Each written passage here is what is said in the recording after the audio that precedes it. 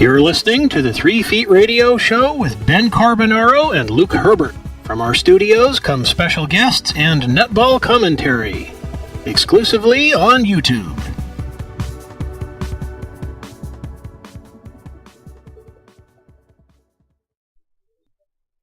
Good evening, listeners, and welcome to the 3 Feet Radio Show. We're certainly in full swing with the Commonwealth Games, and joining us in the studio as well is our co-host Luke. G'day, Luke. G'day, Ben. How you doing? Yeah, very well, thank you. I must say, we've got a Scottish flavour again on our show tonight, don't we? We do, and it's only suitable since the Commonwealth Games are being held in Glasgow, so go ahead and introduce our guest.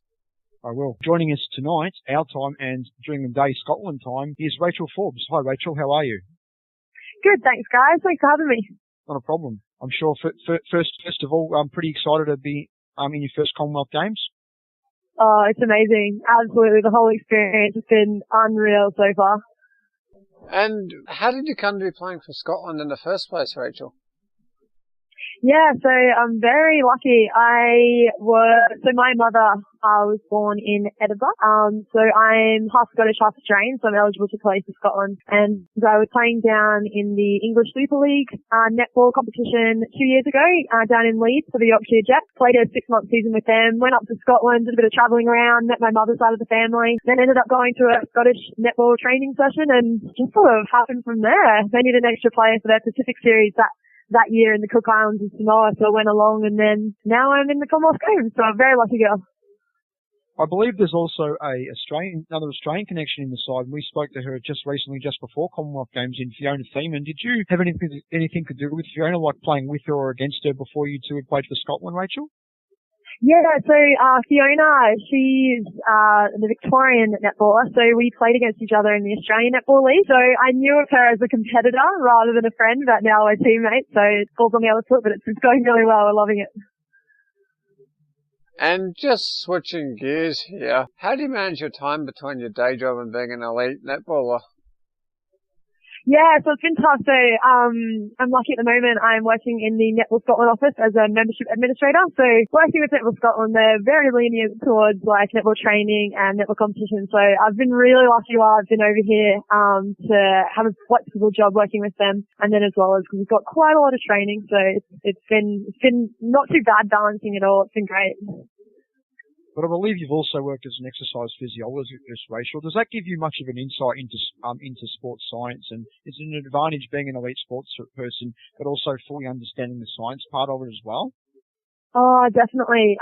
So yeah, I studied exercise and sports science in Australia at the University of Queensland, and it gave, like, we had such a big background into recovery from the sports side of things, and also rehab-based exercises and things. So it's been really good being the athlete on the athlete side of it as well.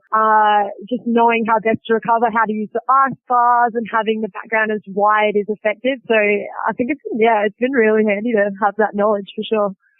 Just as a side note or sort of sidetrack, you mentioned rehab and ice baths. Just for the listener that isn't aware, could you tell us what they're used for?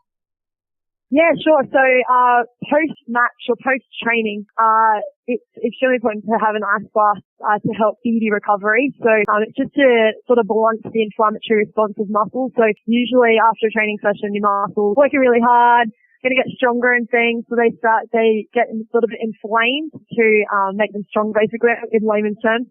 So doing an ice bath will blunt that response, and so you won't get the DOMS or the delayed onset muscle soreness after exercise. So it's really important during competition to blunt that response, try and keep your muscles at 100% for the whole competition, basically. Have you been passing on some of this knowledge to your teammates? They're probably pretty impressive. They've got a sports medicine or sports science expert playing with them, Rachel. Yeah, I think it's lucky because we have an exercise physiologist with Kim, who tries to explain to us what the importance of ice baths are. And some of the girls don't quite like jumping in an ice bath for 5 to 10 minutes after training, so I try and help her out a little bit by telling the girls, it's good, you're going to feel so much better after it. So I think she appreciates a little bit of support from one of the teammates. What have you taken so far out of the group games that Scotland has played in? Oh, what games we've played in? Yeah, what have you taken out of that so far, out of each of those games? Do you feel you've been improving each game and that sort of thing? Or? Oh, sorry, yeah, I see what you mean. Yep. Cool. So we've had 3 matches so far. We played St. Lucia and then we played New Zealand and Jamaica, and they've been tough matches, especially New Zealand and Jamaica. They're, top 1 to 4 in the world. So it's been a great experience for us, getting to use all of our set plays and things. And I think it's helped us. So we've really grown our performance each game. Been able to implement new strategies, and overall we've given those big teams a run for their money. So tonight we've got Malawi, who's also quite up there, 5th in the world. So we're really looking forward to it and using all the experience that we've got from previous games to put into this game. And obviously coming up against Malawi, Rachel, you'll be coming up against the likes of M.Y. Kumwenda, who took all before her in her first season in the ANZ Championship, and you may have been exposed to her a little bit in the ANL too when she was playing for the Victorian Fury. Yes, that's correct. She's, I think, the player to watch at the moment in terms of ANZ competition and at the Commonwealth Games. She's absolutely killing it. So we've been doing lots of video analysis to try and see what other teams have put up against her in terms of defence, how to try and stop her for being so awesome. But we're really looking forward to playing her. I haven't played her myself, so I think, I'll bring it on. The challenge would be great. And also, Rachel, I believe that you are a big fan of Italian and Thai food. Have you found anything that's tickled your fancy in the Athletes Village dining hall yet? I was looking at some photos on the internet of the dining hall, and it looks pretty impressive.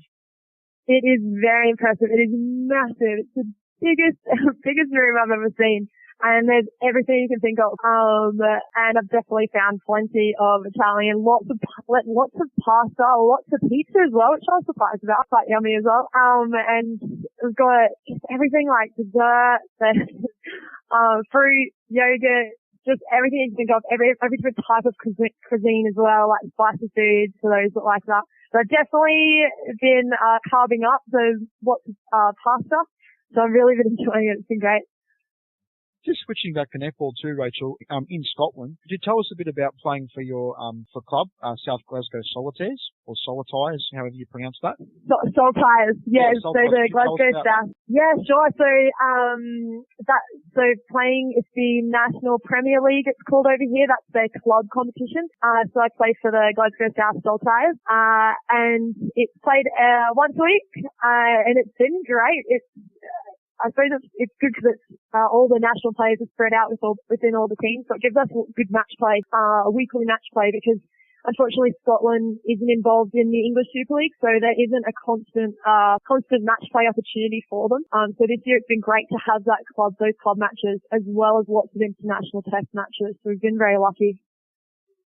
All right, Rachel, thanks very much for joining us and giving us an insight into the Scottish Thistles at the Glasgow Commonwealth Games, and good luck for the game against Malawi and for the rest of the games, and make sure you have a good time after all the netball's done. Yes, thank you so much. Thanks, guys. Really enjoyed that. You've been listening to the 3 Feet Radio Show with Ben Carbonaro and Luke Herbert.